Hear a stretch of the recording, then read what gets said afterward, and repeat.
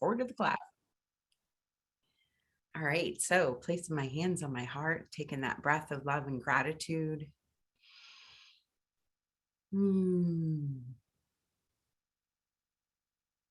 So grateful to rest together with my precious friends in this heart space.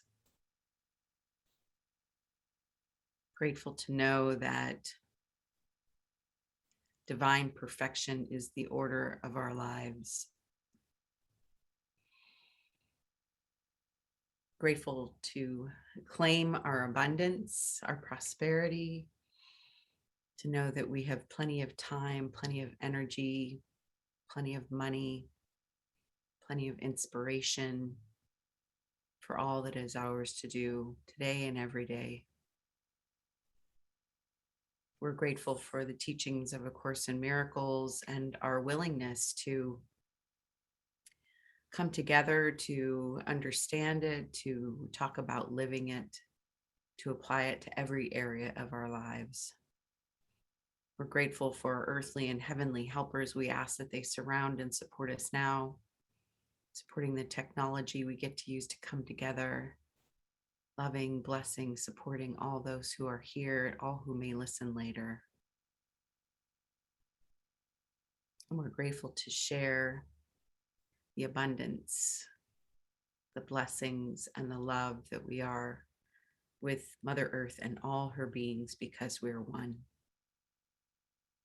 In grace and divine gratitude, we let it be, and so it is. Amen.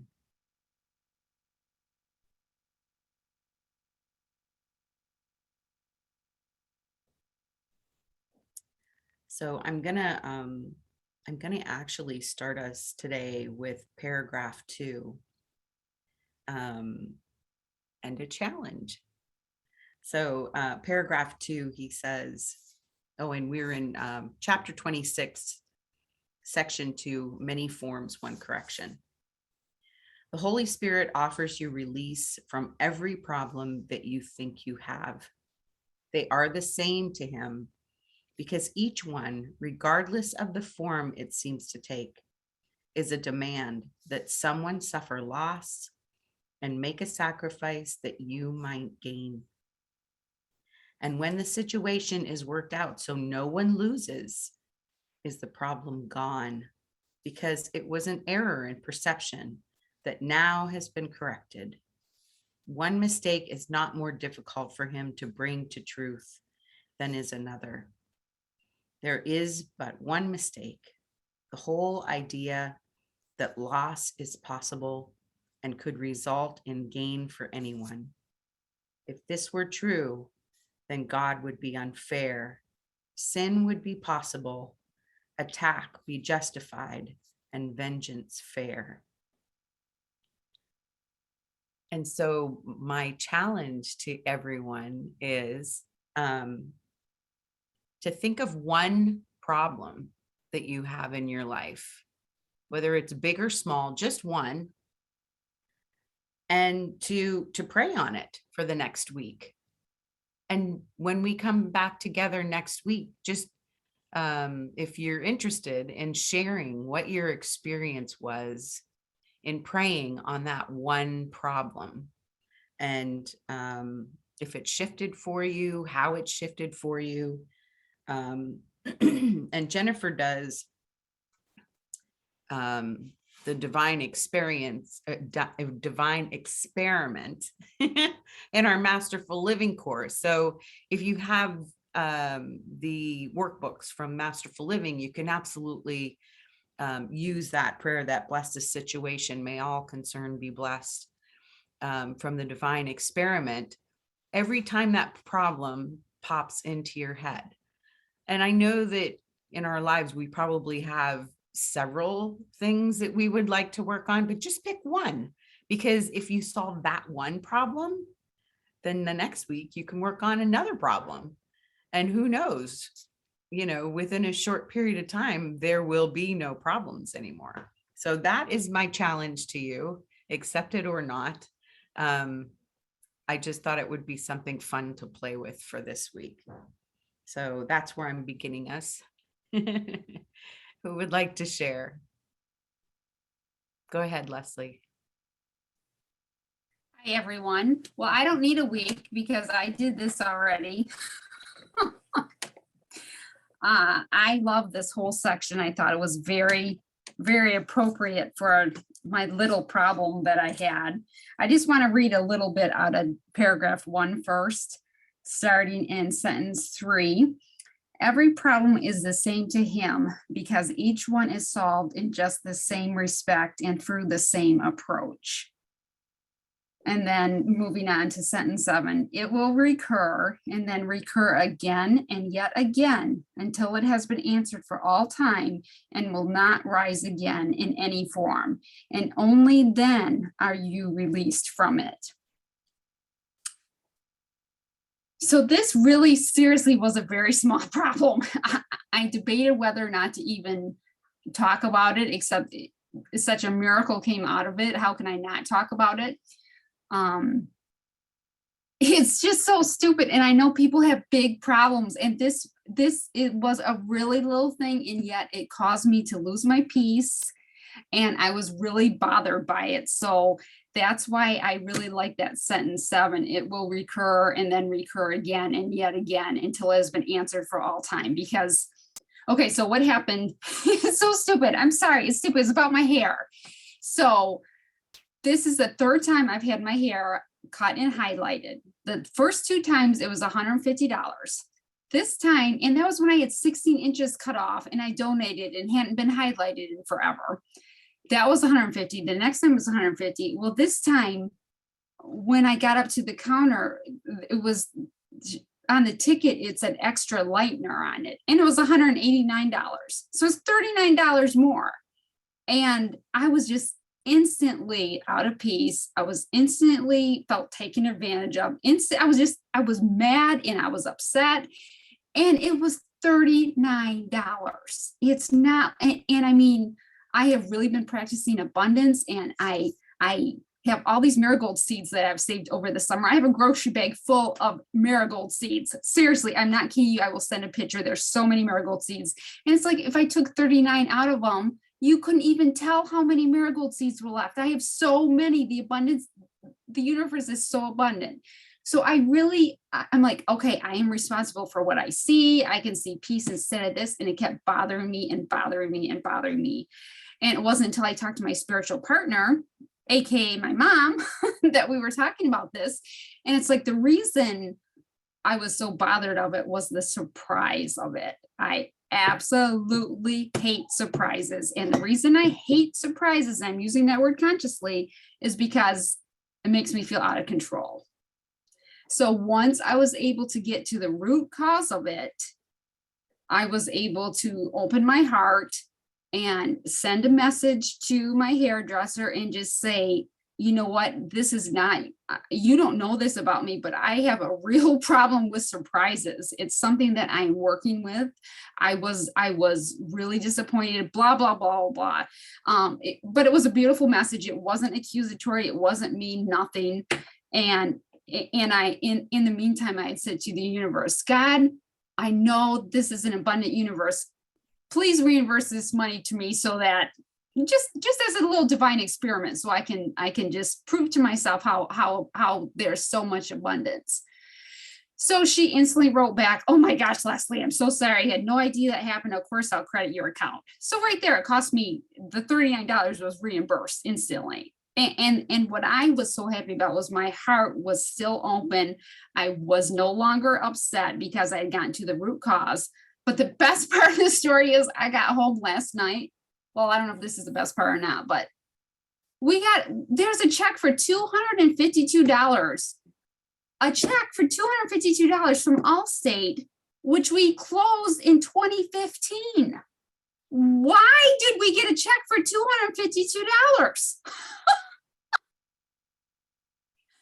I have no idea, except for God is proving to me how abundant the universe is, but it was something else, let me tell you. I still don't know why we got that money. That was 6 years ago. Really? $252? I'll take it. Don't get me wrong. I'm running to the bank with it, but I'm just, God is so good, and it's such an abundant universe. And I'm so grateful that my intention is to allow the day to unfold with peace in my heart, keeping an open heart. And when I was at that hairdresser's place, it was really interesting how that hit my stuff, that disappointment hit my stuff, and it slammed my heart closed. And I was so bothered of it. And that's the divine alarm clock. And I was grateful. After it was done, of course, I was grateful. I was so bothered by it because it shows me where I still have work to do. So silly examples, I know, but I was still upset about it. And I am really, really working on not losing my peace. So I'm grateful for it. Thanks, everybody. Thank you, Leslie. Not small at all, not stupid at all. That was amazing, amazing demonstration. And I'm so glad that God gives us these opportunities to have learnings that are not life and death situations. Exactly. Like my mom said, this wasn't a 2x4. It was a little small, gentle lesson. Yeah. It's like I didn't need a 2x4 right now, thankfully. And it was just interesting how I was trying to pull when I sent that text out to everybody. It was like, I know there's a lesson, there's one of the Course in Miracles lessons that I'm trying to remember. And then they started coming to me. I can choose peace instead of this. And, I know Suzanne had agreed with me, and I was just, I'm so grateful that we have tools to use if we just get them out. And I didn't self-medicate, so that was good. I didn't, I just wanted to use it to learn and to grow. And when I got that check, I almost fainted. I was just like, really? It was just unbelievable. Yeah. Unbelievable. Amazing. It really was. Yeah. Especially because it really had nothing to do with the money. It had to do with surprise and with control and with me recognizing those two things. And I love your cat, Catherine. I'm so glad that she visits us. Thank you, Leslie. Carla, and then Tammy.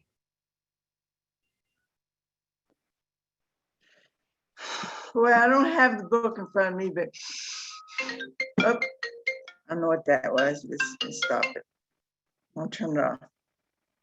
The light's turned on. Okay, so I was home visiting my mother for 24 days. I went for, I think, 4 days to visit Carol. We spent some time at the coast. Can't describe. There's like so many blessings that I can't describe it. I'll just tell you one.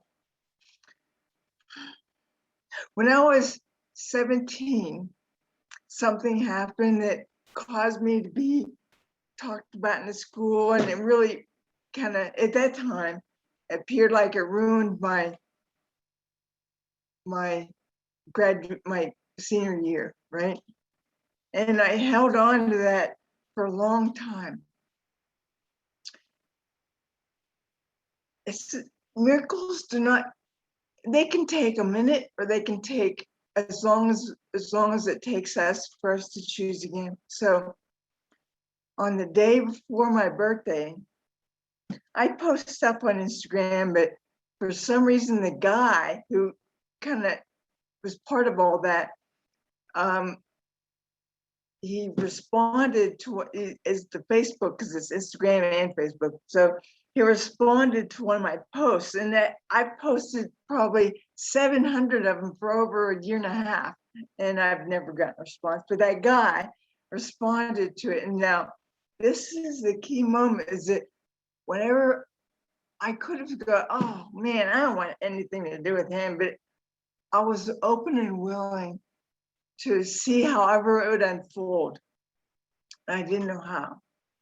So I went to his house. He lived less than a mile away from my mother. And I drove up there, and we just talked about his kids and nothing important to really. Just life, the world life. And so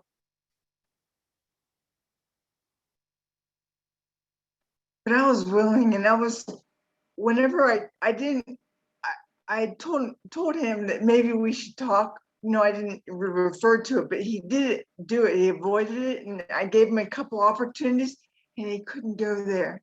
And I was at peace with that because I was willing. It doesn't matter what he does. And I was there maybe an hour and a half, and I left. And I could feel his, I could feel the peace that he was so grateful that I had just gone. Because my sense is he'd been holding something against himself for a long time. And he'd been praying for that experience.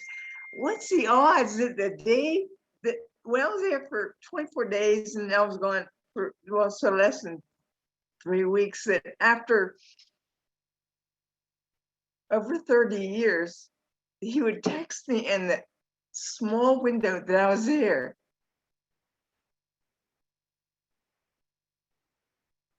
Why? To help me with my own healing, let go of the past, let go of thinking that I'm still something that I'm not, that I was willing. And I felt in him that peace. So he was so grateful that I came to visit, and he responded immediately after I left, how grateful he was that I went. And that I felt that we don't know how we affect the world, really. Just to be open to our own healing, our own opportunities of healing. And I didn't make this opportunity. I mean, I guess I kind of did by posting, but God gives us opportunities like you said, Leslie, it's all the time. And sometimes there's been a lot of times in this life, at least, when I haven't gone a bit. I say like, oh, I could have done that better. And I was told, you did well enough. So that's how I tell myself now. I did well enough. Because it doesn't matter how well, that's another judgment, how well or better I could have done. I did well enough. So, let's see if I don't know how to with it. When it comes to problems, I stopped calling things problems. Problems are issues that you don't want to look at. What they are is the issues, that's all. Just issues. And since I'm willing to, and I don't have to look at them really, all I have to do is allow them to unfold in my life. And what is that? That is allowing God to love me. That's what it is. And to love myself in whatever I choose in every moment. That is the healing. It's not how well I did or how I let it go or how I practiced. It's just loving myself in whatever I choose. And knowing that I am a divine child of God, and everything that's God's is mine. And so as I let go and love myself, I receive it more. I thought I go to freaking Colombia. I can't even speak the language. And I see this is a sign, maybe it's many things, but to learn, because I can't speak. Most people don't speak English here, very little. And so they don't, and what they don't, they speak Spanish here, but not like a very easy Spanish. David has a hard time with it, and he's been speaking Spanish for 40 years. So I guess the message I'm saying is not to look at things as problems. They're opportunities for healing. Look, it can seem like if it's an issue or if you feel something, yeah, the world calls them problems, you know? But we are God informed. We're what we're creating by our choices, by all the meanings we give things, you know? Because nothing is ever a lot, the meaning, the worldly meaning we give, the illusionary meaning we give it. It's only love. And so if we respond, and I still don't, but it's okay. Respond to everything with love. Or am I don't know. Maybe I should, I can let go of that, making that choice too, and let God choose for me, you know, everything. So that's all. Thank you. Thank you, Carla, for being willing to heal that old pattern and release. I had a couple insights as I was reading this morning. I've read this, I always read it a couple times because each time I get something else out of it. But anyway, when I was reading this morning, I thought, really, they're talking about two different levels of separation. They're talking about separation from other people, whether we, do it by seeing separate bodies, and they're talking about a separation from ourselves, of seeing ourselves as a body. So I think it's important to distinguish those two. And then when I was reading in The Pathways of Light, I was reading about how, and I think I've thought of this before, but it really hit me today, that the ego's whole job is to keep us separate. It has an investment in keeping us separate because it's so threatened when we don't see ourselves and others as separate. Yes. Yeah, that's a great insight, Deborah. Thank you. You're welcome. Absolutely. Yeah. Tammy. Happy Tuesday, everyone. Oh, great share, Carla and Leslie. So I think I just have a question that I may probably just need a little bit of clarity on, and it's from sentence 7 to 8, right? It would occur and then reoccur again and yet again until it has been answered all time and will not arise again in any form. And only then are you released from it. So my question, I really do not know how to put this question, but here's the thing. I want to know if I'm on the right track with understanding this sentence, these two sentences. So for me, it was just baiting for hours and days and weeks in this sort of emotional conflict, right? The fighting with myself, the nasty self-talking, the judgments, the opinions, putting my issues on other people and sort of just creating chaos, basically.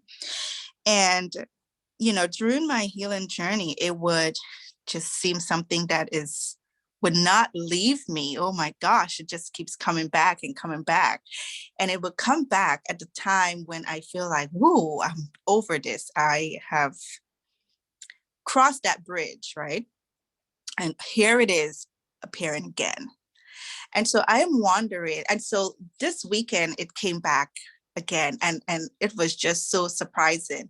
But the thing is, I've been feeling it for maybe 3 days, being triggered by my son, knowing that the divine alarm clock is talking to me, but it seems as I was deliberately not listening until it blew off, like, the balloon just bust. And here I was just going crazy. But during all of that time where I just felt I had no sort of control, at some point I was still able to grab it, to hold on to it, to let go of the attachment of this conflict that I was creating. And so what ended up being my time of in the madness for 3 days or sometimes even more, ended up to be a 3-hour journey on the train of suffering. And so my question is, when we talk about release, are we talking about the time when these sort of conflict come in and we are immediately able to release the attachment to them? Is the release when it comes back, or does it never ever come back? Or does the release means when we feel it, we immediately listen to the divine alarm clock. We recognize that the attachment to it would allow us to experience it through quote unquote hell, or we can do something that we can experience it through a more heaven way, right? A more loving way. So I don't know what the question is, but I just needed a little bit of clarity. Like, what is the release? When does it really leave us? Does it leave us fully, or does the leaving us means how we respond to it? Is that the release? Yeah. Can I just answer real quick, Linda, just because I can just go to what I was talking about earlier? Just real quick, Tammy, I just know that I had this loop in my mind that would not stop about how pissed I was, how upset I was about the whole extra charge at the hair salon. And once I got to the root problem of it and finally had peace, I worked through my stuff about it, then I just had peace about it and I didn't think about it anymore. That's how I knew that I was released from it, because my mind stopped torturing myself. Yeah, Leslie, I definitely, because here's the thing too, because when I grabbed hold of it and I was able to partner up, so for me, I imagine that I have this tree, and on the street, the only thing that grows on the street are my tools, right? So I'm able to, whatever I learn, whatever, I'm introduced to, I kind of put it on the street so I can grab it, when this time comes. Sometimes Nice. I'm able to really grab it at the same time. And so when I was able to grab one of my tools, partner up, return to my center, take a deep breath, and connect back to my true self, I drove home, and during this whole suffering, I drove like an hour away from home because I just didn't want to spill over so much on my kids and my family, right? So the first action, and now that I'm talking about it, I'm kind of actually realizing that this actually was an action step, getting into my car and driving away, getting out of the house, and I didn't realize it then. I'm honestly just realizing now that this was an action step. Driving, getting out of the house, and I drove about an hour away, sat by the water. And so when I partner up and choose my tool to really recenter myself, pray all the way back home, when I got home, I didn't feel it. Like, I was able to apologize to my kids. I was able to apologize to my spouse. I was able to forgive myself. And it was just not there anymore. Right? It was not there. And the result of that was my son had a good day at school, right? My son had a better day. We were able to talk about it, and he left school on Monday. We're so happy, and I can tell. My spouse and I were not texting, fighting for, there was none of that. And so this text kind of just made me kind of question, where is that the release? Is that time?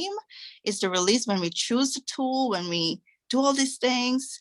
So when we, and so maybe I'm answering my question for myself now as I'm talking about it, is that the release is probably the release comes the faster I'm able to grab hold, choose my tool, partner up, remind myself, and return to my love. Maybe that's the answer. Absolutely, Tammy. It's that response time, and you're doing it. Thank you.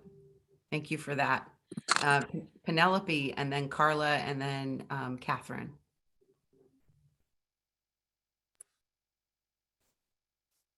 Yeah, hi everyone, thank you. Lovely conversation this, so rich and so helpful. Just loving, Linda, that you set us this little task, which for me began yesterday as well. So I don't like using the word problem, and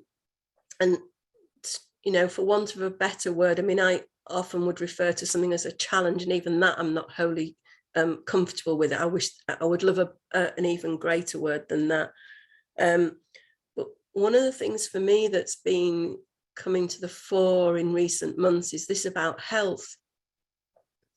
And I've been aware that there's kind of this been very kind of like low-key undercurrent of feeling shame about sickness and not wanting to share that, not wanting to talk about it.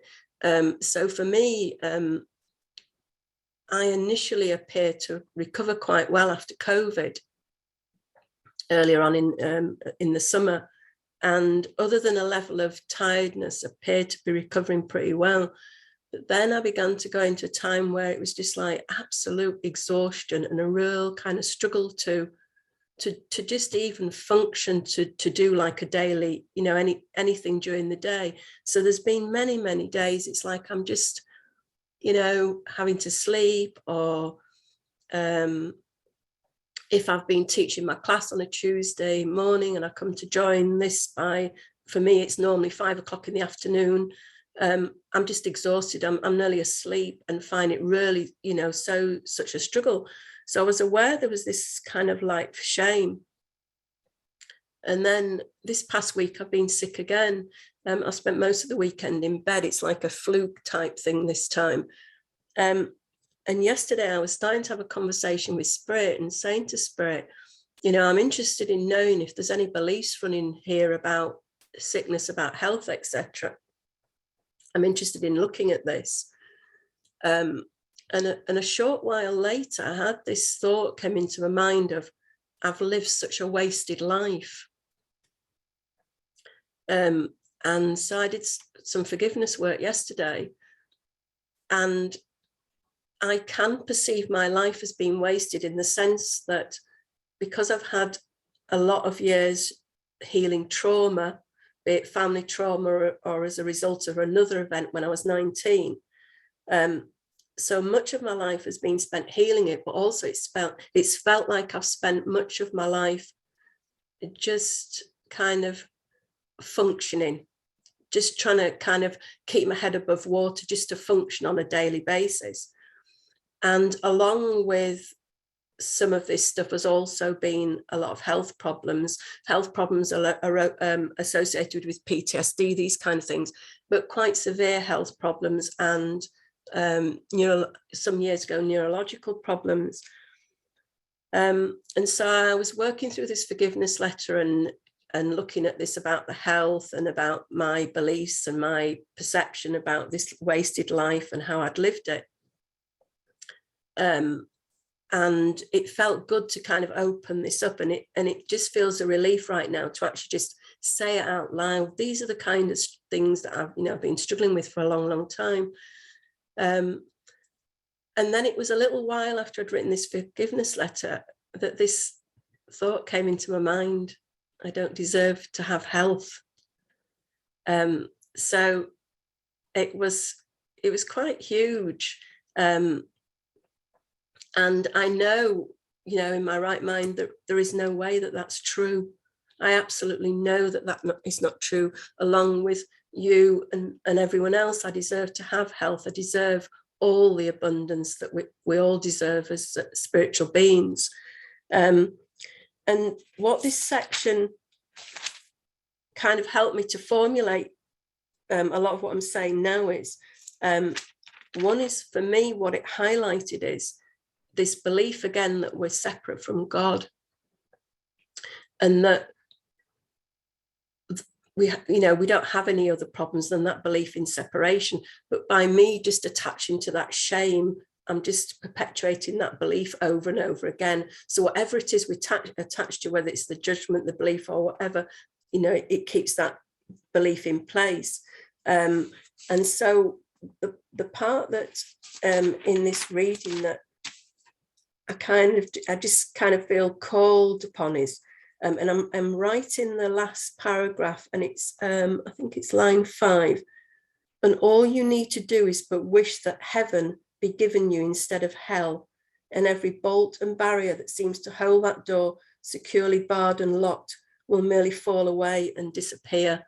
And one way for me that I recognize that I can bring that into fruition is by asking Spirit to nudge me, to remind me, to ask for that support, no matter whether it's the shame, no matter whether it's because I'm feeling shameful because I'm sick again, or whatever it might be, just to keep asking the angels to remind me, to nudge me.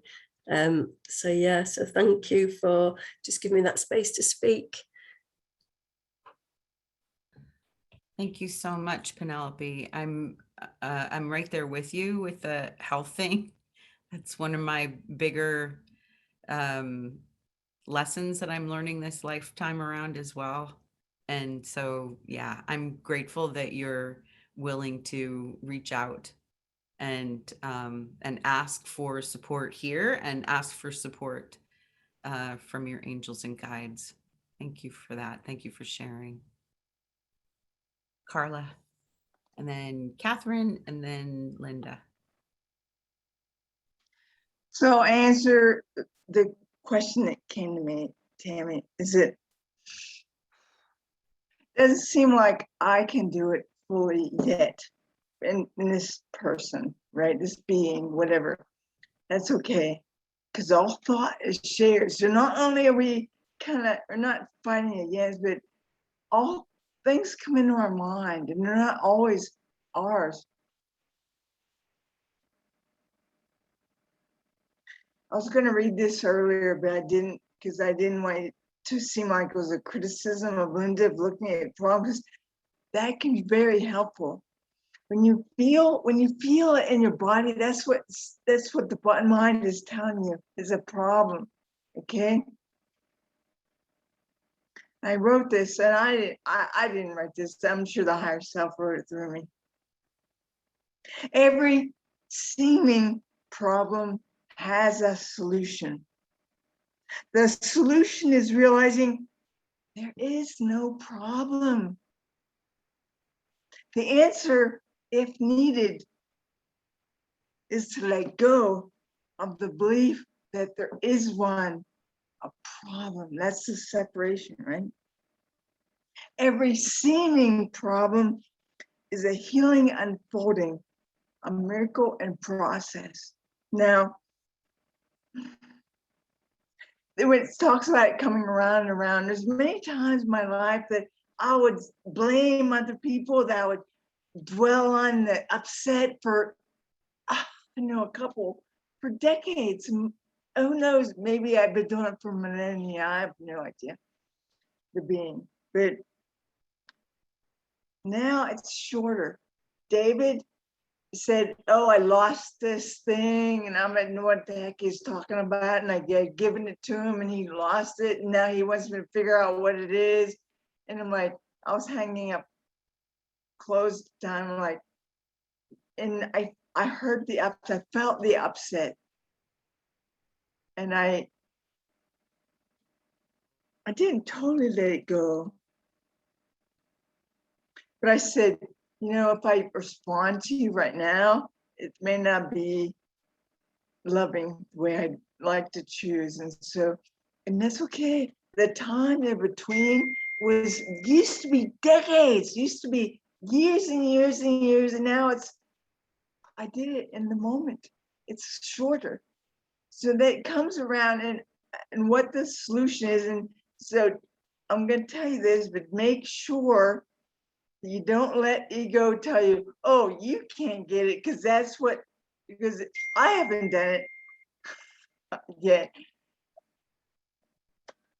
It's okay. We're getting there. We cannot fail. We're getting there.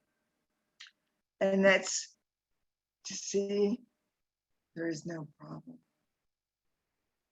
Like I said, I'm realizing I wrote that, but I didn't get it 3 years ago or whenever it came out of me.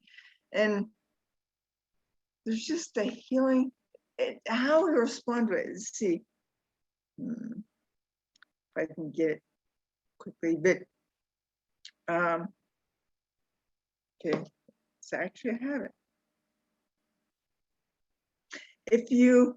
If you see the temptation or the opportunity to perceive, attack, upset, whatever you want to call it, but you choose to let that opportunity pass you by, you request the miracle. The miracle is not really a miracle at all. It is just a truer way of perceiving, which is seeing that there is no attack because there is only love. And when we see that, everyone in this, every being, it's interesting because beings, the I of self allows the human self, I don't know, it's all two, that's the merging. When he merged with it, the higher self and the body self, I guess. And we recognize this is just another opportunity for me to choose again. To choose now, because the whole thought is shared. I mean, and there's what, 7.5 billion, I don't know if I got it right, here on the planet. And a lot of people believe in the attack or the upset or the whatever it is, they perceive it. Whether we don't know what the person in China or India or Pakistan is doing, we because we're one. In the course, this is how many teachers of God does it take to save the world? One. Because we are all part of that oneness. And so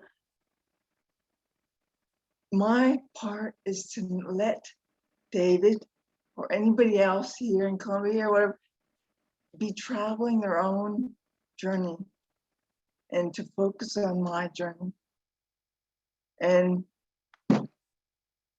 to know the truth.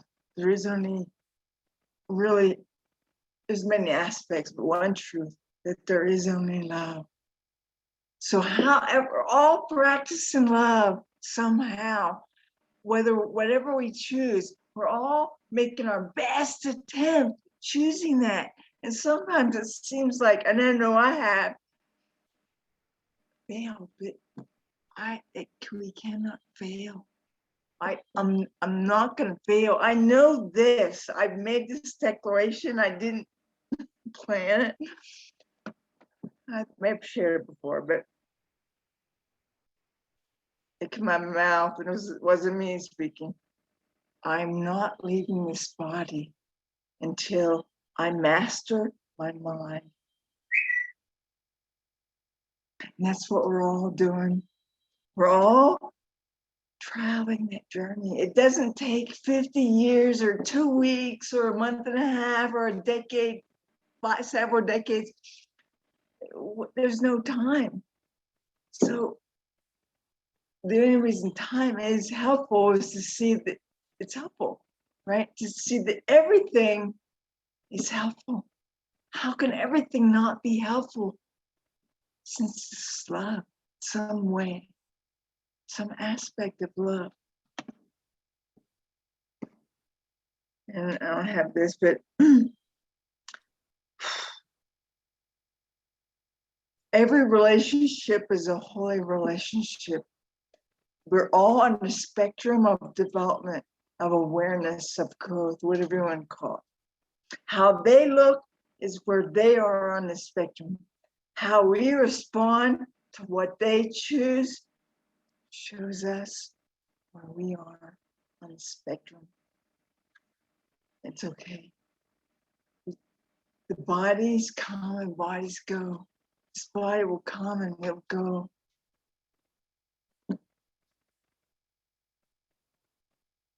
But I cannot fail. We cannot fail.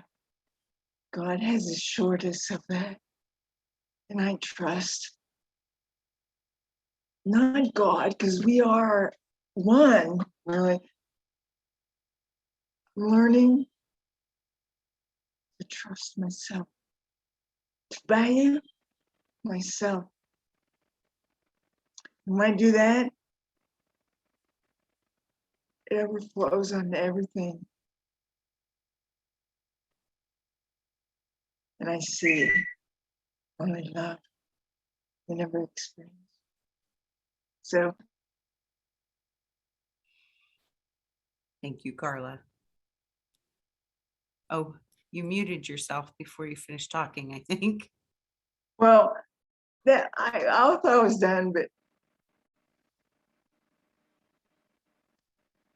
self-honesty is the highest form of realization, and God will take the last step, the last judgment. And what is that judgment? Love.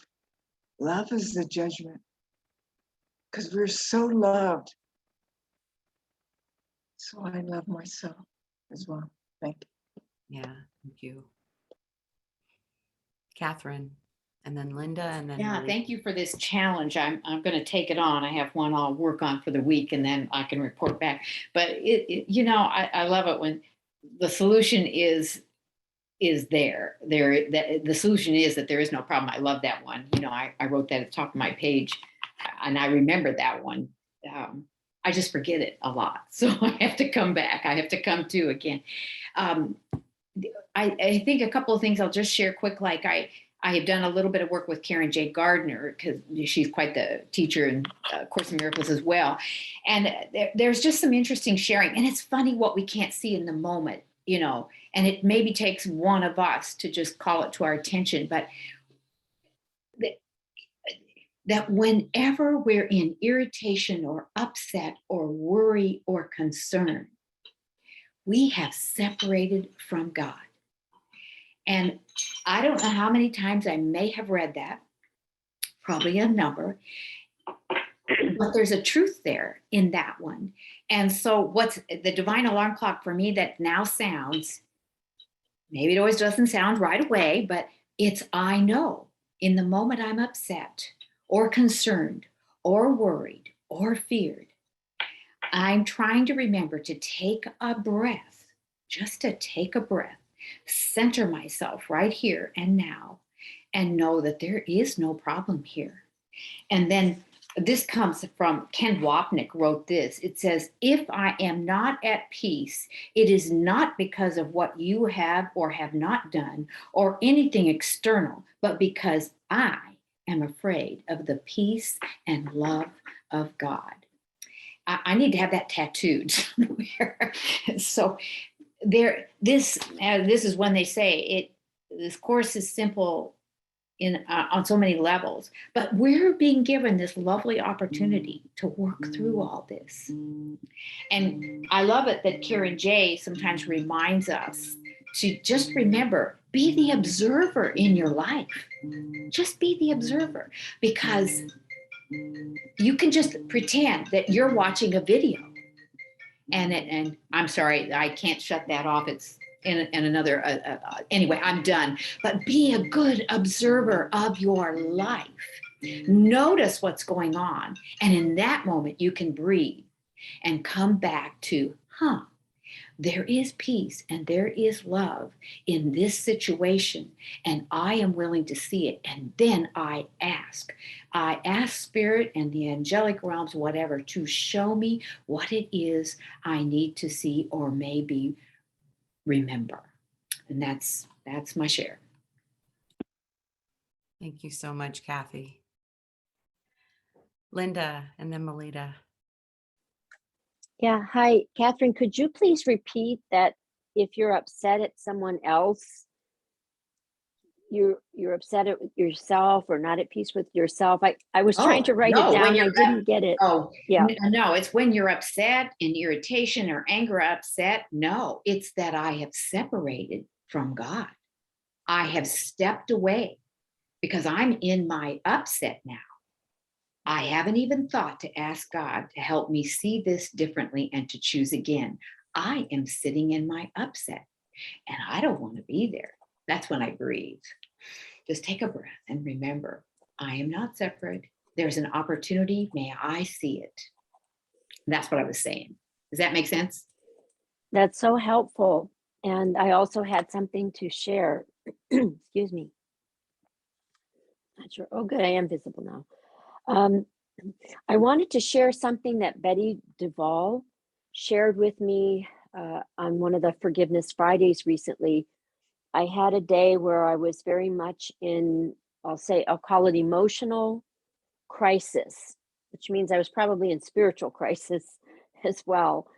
And Betty was explaining to me, and I just love this analogy, and other people may have heard this already, but she said, Linda, you are the full moon. And I said, I am?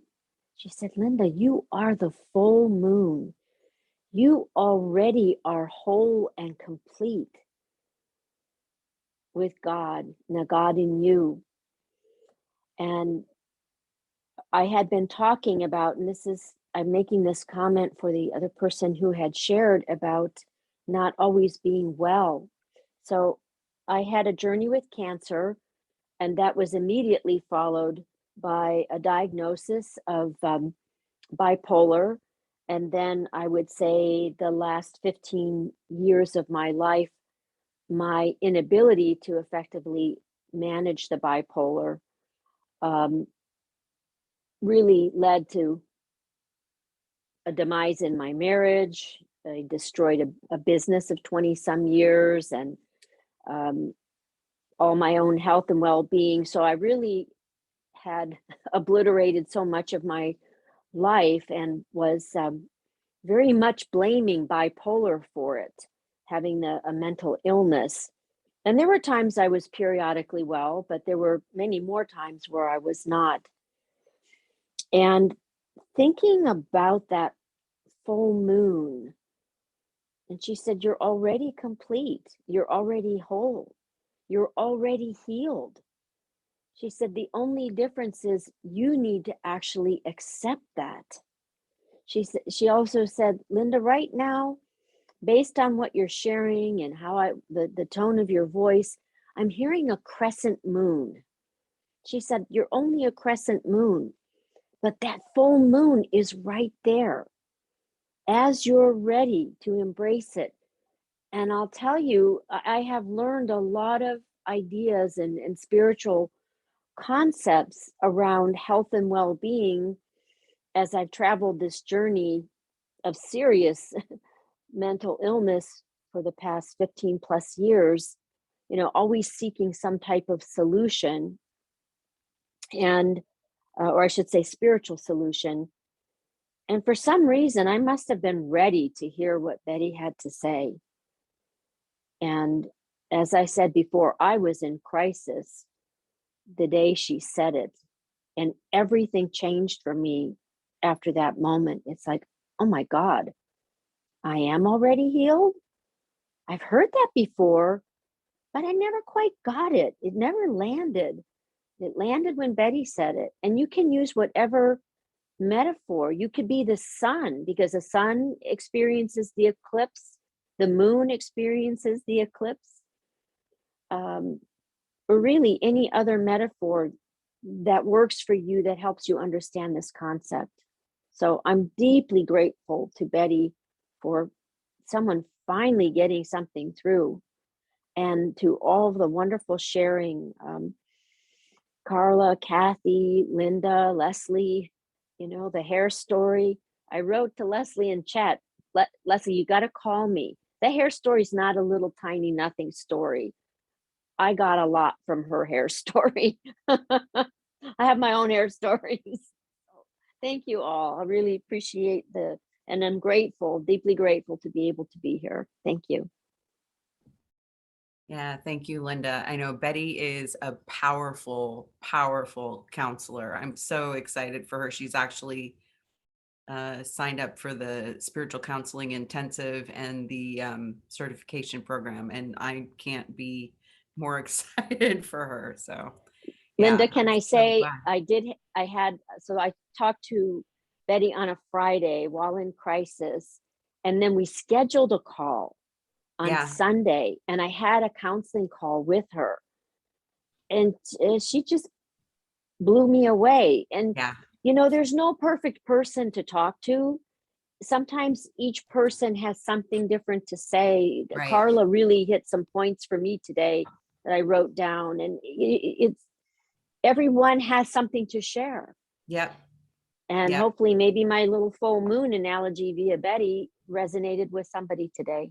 Thank yep. you. I'm sure it did. Thank you so much. Melita. Yeah, hi. I know we're at the end of our session here, so I'll be quick. I just kind of wanted to share something for me, and it's kind of Tammy.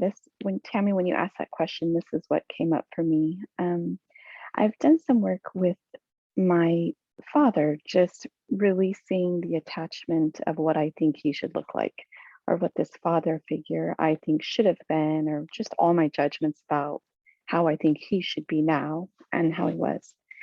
I've done a lot of work on it, and I've just decided to love and accept him just the way he is. And he gives my ego lots of opportunities to be pissed off.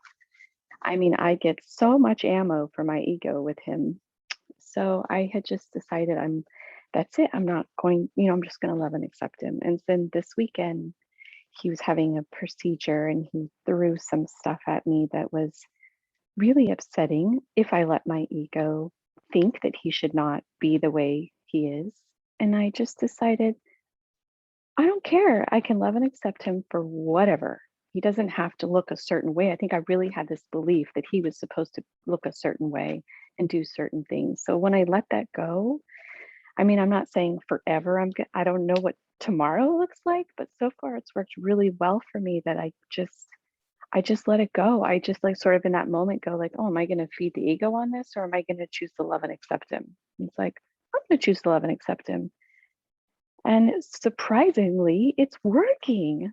So I think that's sort of the release, is that big belief for me, of letting those terrible beliefs go. And then the truth flows in. And then it's just a quick second of, am I going to feed the ego, or am I going to feed the love? Where am I, you know what I mean? So anyway, I just wanted to share that. Thank you. Yeah, thank you so much, Melita. I'm so glad you're choosing the love, choosing the miracle in every moment. We can do it. We all can do it. So next week, we will be still continuing in chapter 26, section 3, the borderland.